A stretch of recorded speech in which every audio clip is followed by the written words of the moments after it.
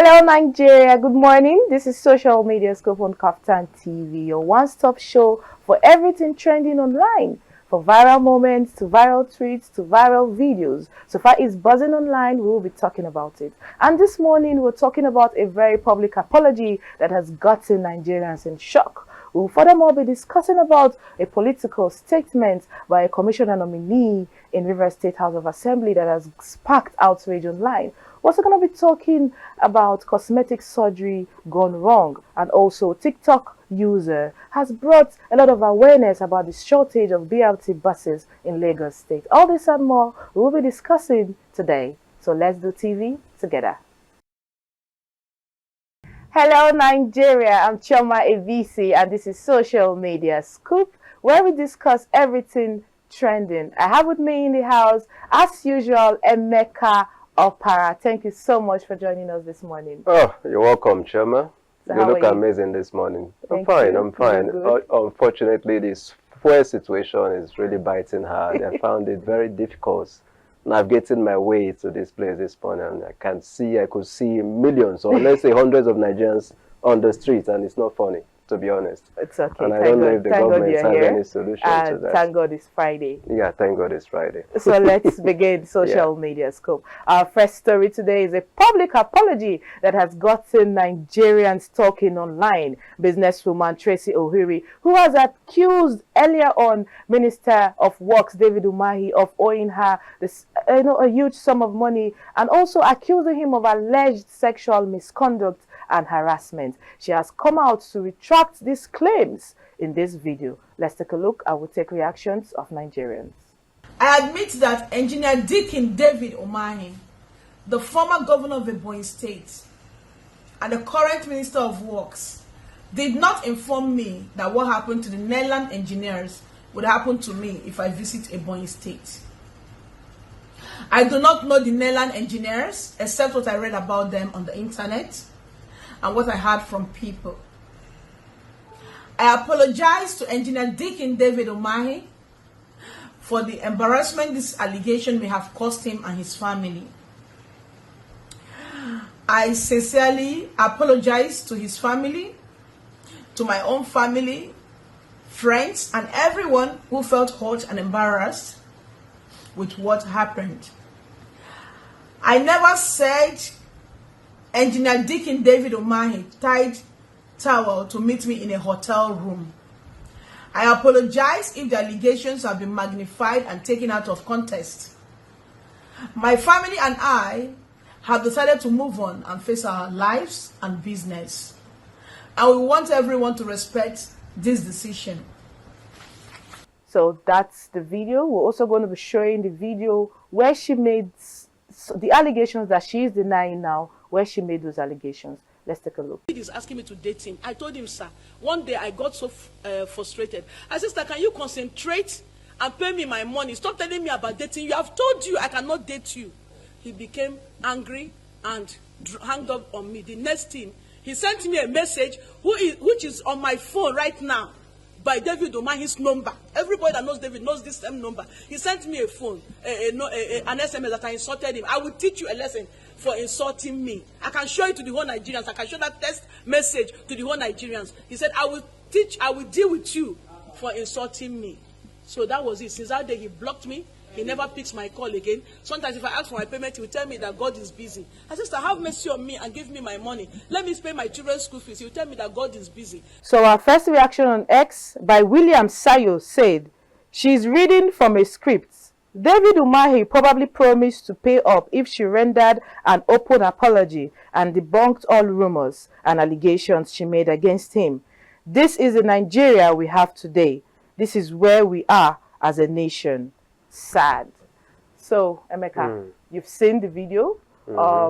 She came out this morning and, you know, she has denied all the allegations and all statements she has made in the past. You've also seen the previous video where she was making strong statements and strong allegations against the Minister of Works. And this just leaves me wondering about her integrity, because now a lot of questions are rising.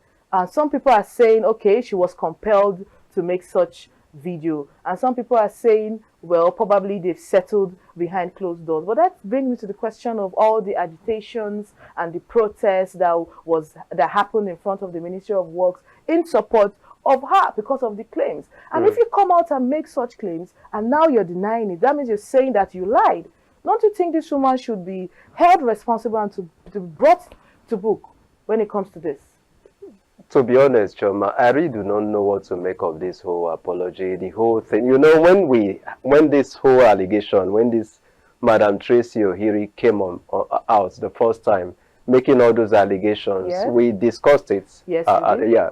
And I remember making a statement that if actually she had something like this going on, the best thing she would have done was to at least approach the courts if she has evidences to, you know, to those allegations. Claimed that she had evidence? And all of a sudden, there's a 360 degree. I really, like you said, all this points to her character as a person. Because, you know, when the whole allegation thing came up, a lot of well-meaning Nigerians came up, you know, the likes of Sowore, Mama P and the rest, they came out, they were agitating, supporting her, and all of a sudden, this is coming up.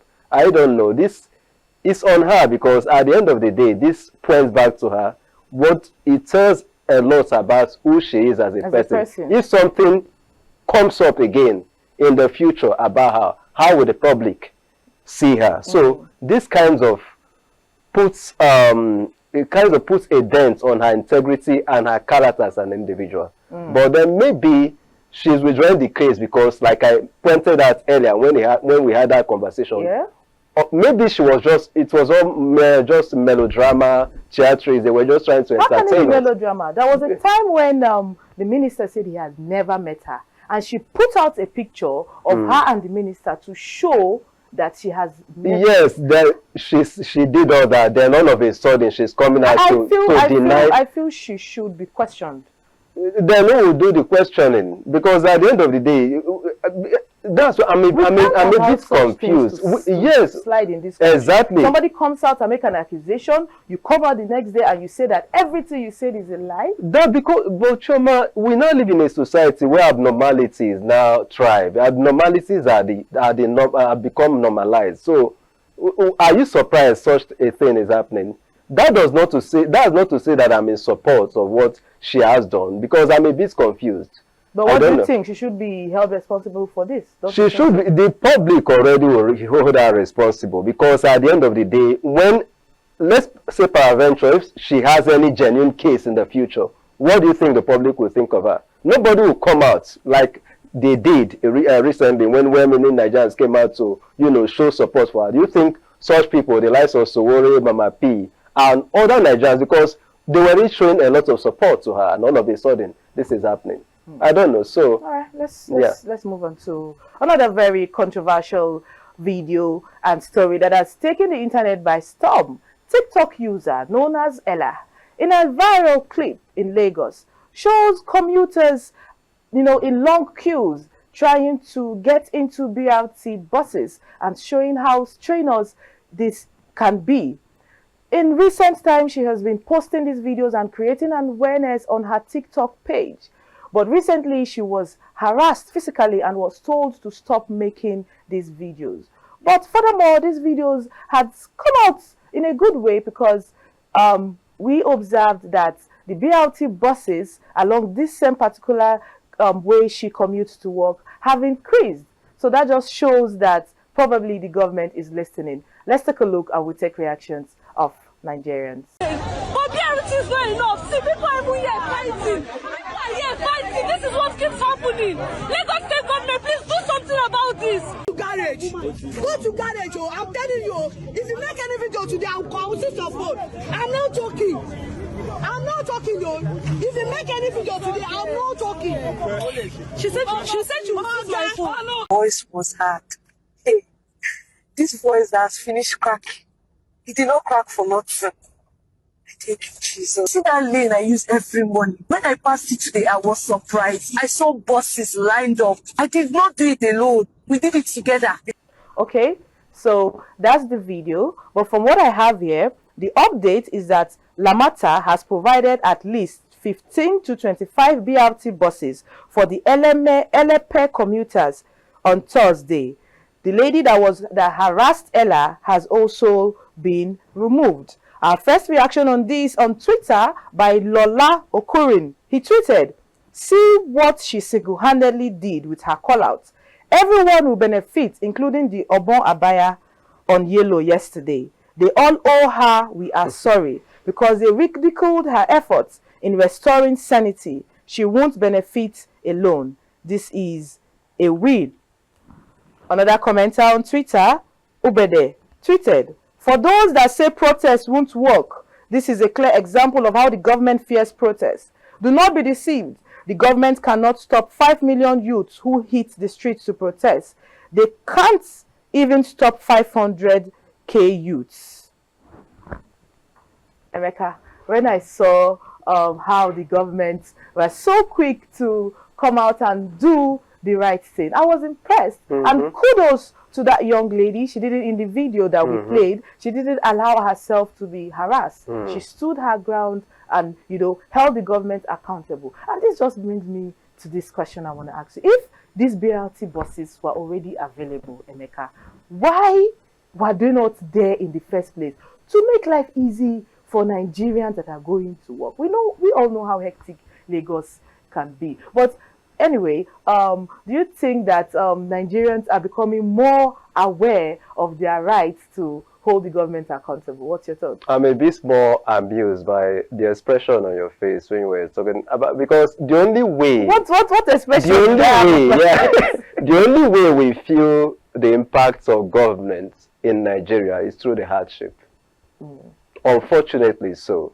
Now, look at this case. The lady was harassed for doing what? For doing the right thing. For speaking up. For speaking up. Not for herself, but for everybody. Because at the end of the day, she's not going to be the only one to benefit.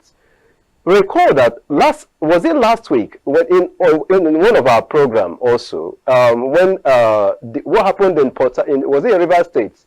When a lady came up, she spoke, she, you know, showed the deplorable states of school in her local government, and then she was harassed or something like that.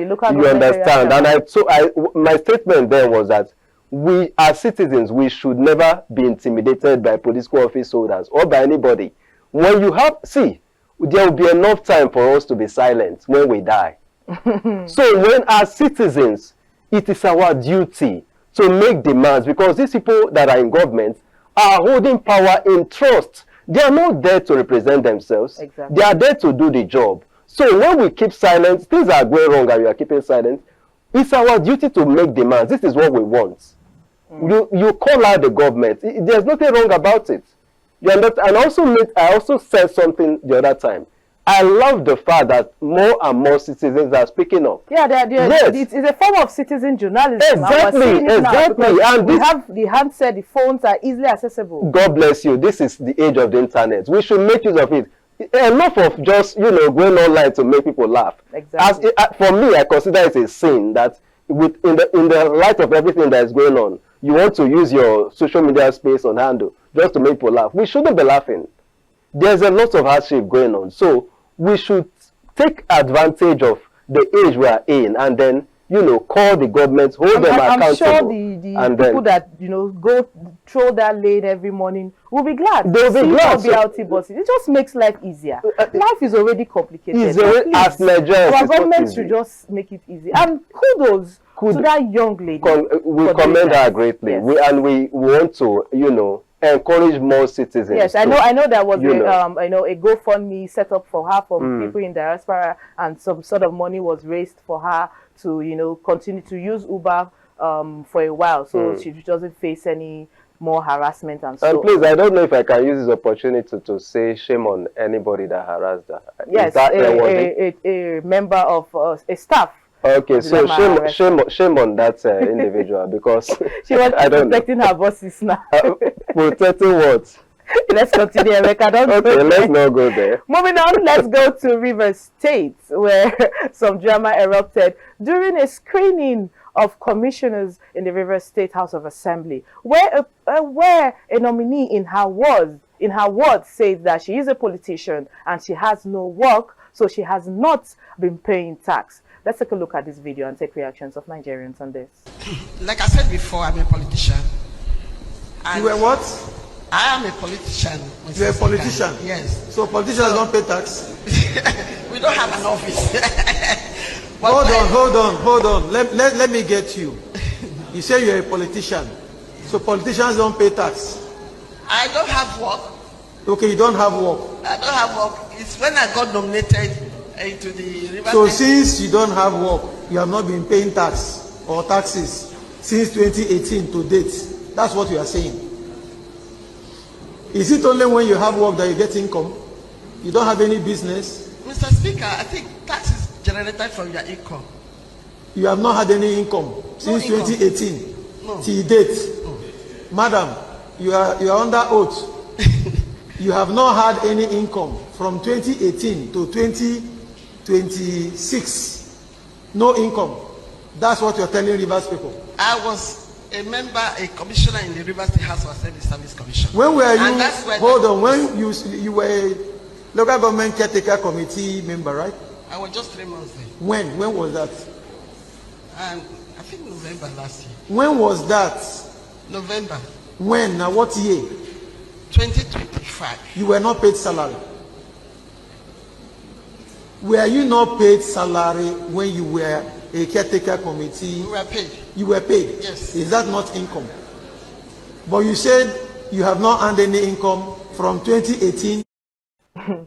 That's a very interesting one there. Our first reaction by Ataleha tweeted, "She's even laughing. This one keeps her job. Why the bright ones who want through hell to make sure they come out at the top of their respective studies, especially the ones with struggling parents, are left out in the streets after school?" That's a very strong reaction there, because you've seen the video. She wasn't even laughing. She didn't take it serious. And this is the kind of person they want to put in the River State House of, it's preposterous when we see things like this. And as the chairman screening her told her, well, you were part of a member committee for something else she did. So why you not paid on that job? So how come you're saying that you're not paying tax and all that? Apart from her, I think 3 other people were also rejected and didn't pass through the screening phase. There was a professor that didn't pass through because of age. There was some controversies around his age and all that. But let's fall back to this lady and the video. Well, what do you think? She was laughing, yeah? Yes, she didn't seem serious. We just played the video. Because at the end of the day, maybe she knew where she was coming from, that at the end of the day, no matter how things go, she was going to get the job. So that's why maybe she was not really serious about it, because she knows that at the end of the day, maybe that was just a mere formality. But that speaks to, the kind of people we now, who now get into positions of authority, running affairs in our country. Are they really the most competent? Are they the most competent. Responsible? Thank you. That raises those social media users for raising such questions. They are not usually. Most times, what we now have is the worst of us now ruling the best of us. And how did we get to this point? By not taking action, by not speaking up when we should, by just being silent, not being involved. Yes. Not being involved. We left a lot of things to decay, and that's why things has got to this point. Otherwise, the very best should be, be the ones representing us. But I know at the end of the day, she might just get the job. All right, we'll follow that story as it unfolds. But we'll go on a short break now, and when we'll come back, we will be talking about the tragic incident of a Nigerian young lady that lost her life due to cosmetic surgery. Let's take a break.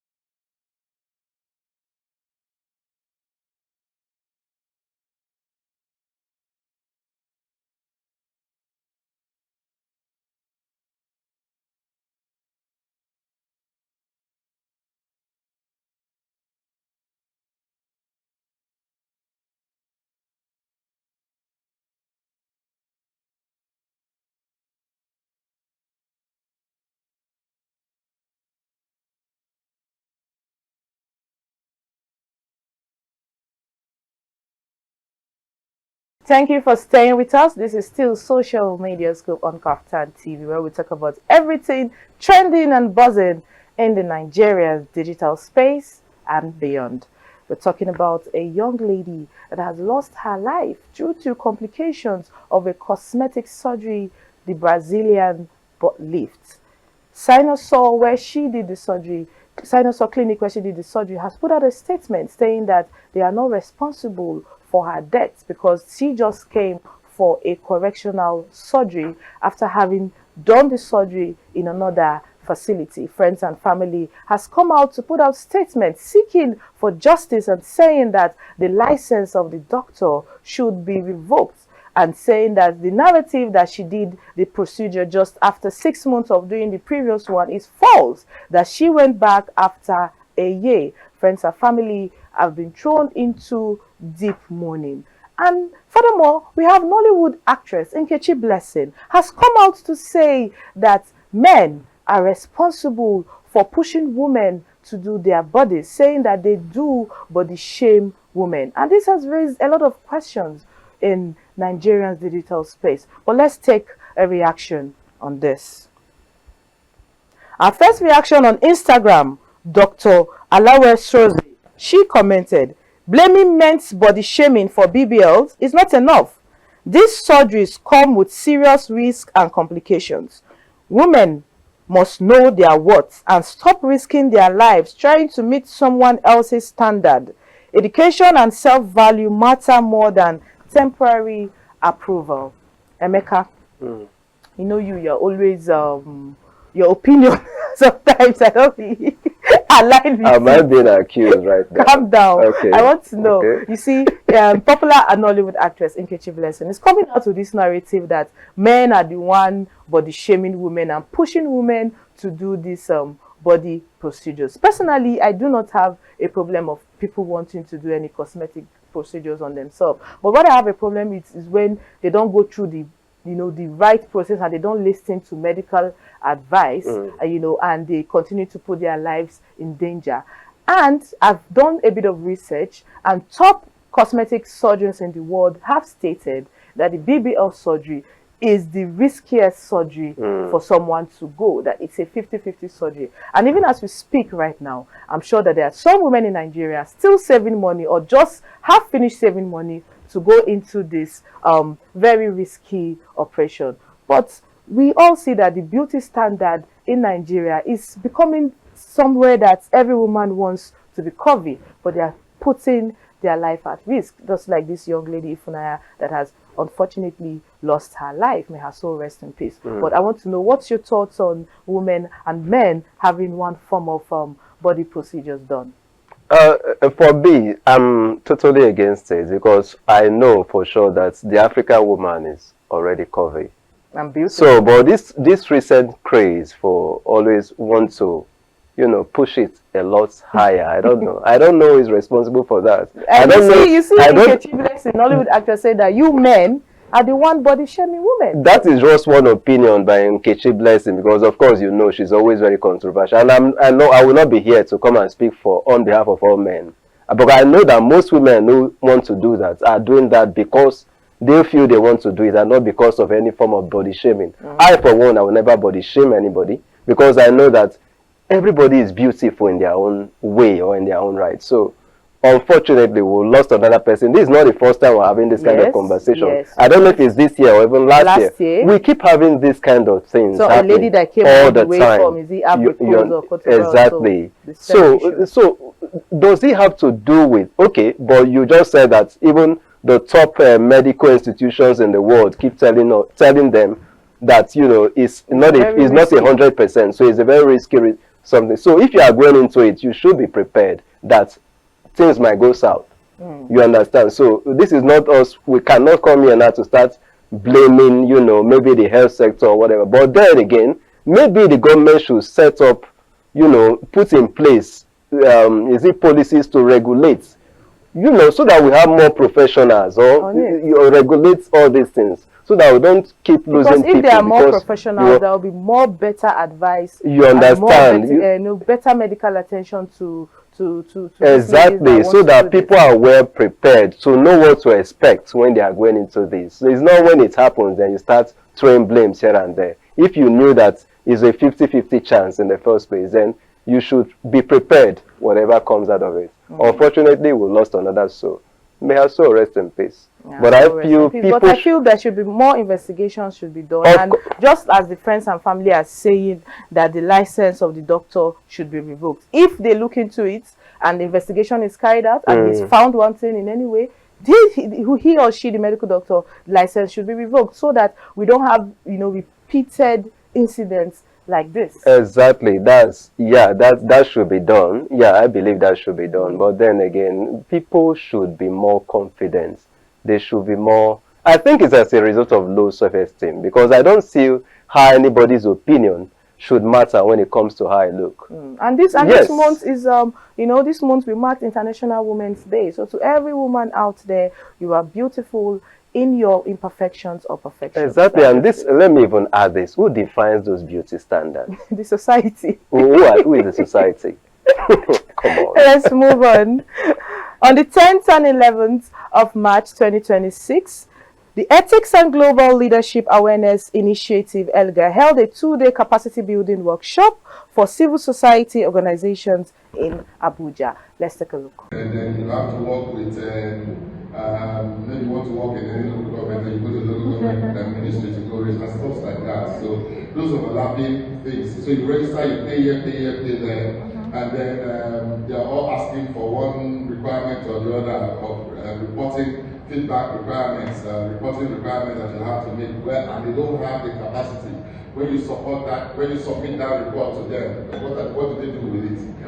Those registrations that they do, we ask them and they say, what is the data? Let's have the data of CSOs in this state. They cannot even provide that data.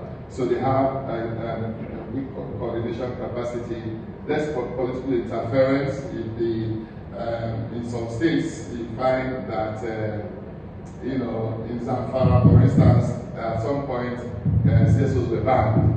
In Adamawa, for instance, running up to 2023 election, please beg the brother for me.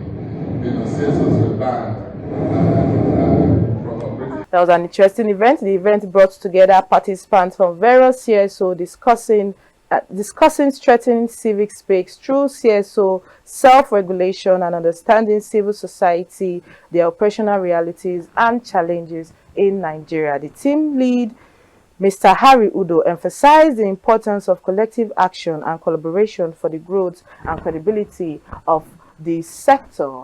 And myself and Emeka were privileged to attend this 2-day workshop. It was quite impactful and we learned a lot. So what? Yeah, for me, it was a great one. It was a melting pot of ideas, being that, of course, you know, it was very interactive. It was. And of course, yeah, so at the end of the day, for me, the key takeaway for me was the fact that I got to know that the civil society does not just exist as antagonists to the government. Yes. Rather, they are, you know, critical stakeholders in the and their role governance is much of their more country. bigger than that. It's much more bigger. Apart from, you know, they offer alternative thoughts, better ways it could be done. But as a journalist, one thing I found out, all right, when the anchor Harry Udo was talking about the challenges, I got to understand that, you know, the Nigerian environment or the space, the Nigerian democratic space is not really conducive for civil society,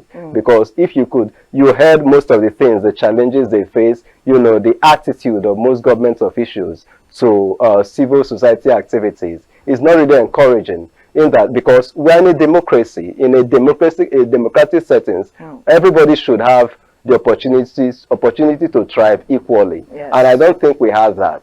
All right, we don't have that at the moment, but we would like to see a more improved, you know, let's say opportunity, or, you know, a society where people can freely, you know, carry on their activities and, you know, also Thank you so add much. more to the governance of their country. Thank you. That was a good one. Yeah. Thank you so much, Emeka, You're for welcome. joining us. You're welcome. Thank you for your presence. Thank you for your opinions. Thank you. You're welcome. Thank you. So that's all the time permitted for us on Social Media Scope on Kaftan TV. Imagine a beautiful world. But I might add, the opinions we have online and the reactions we get online and the reactions of our guests are not influenced by Social Media Scope or Kaftan TV. It is strictly theirs. Thank you to my production team. Thank you for doing TV with me, and I'll see you next time.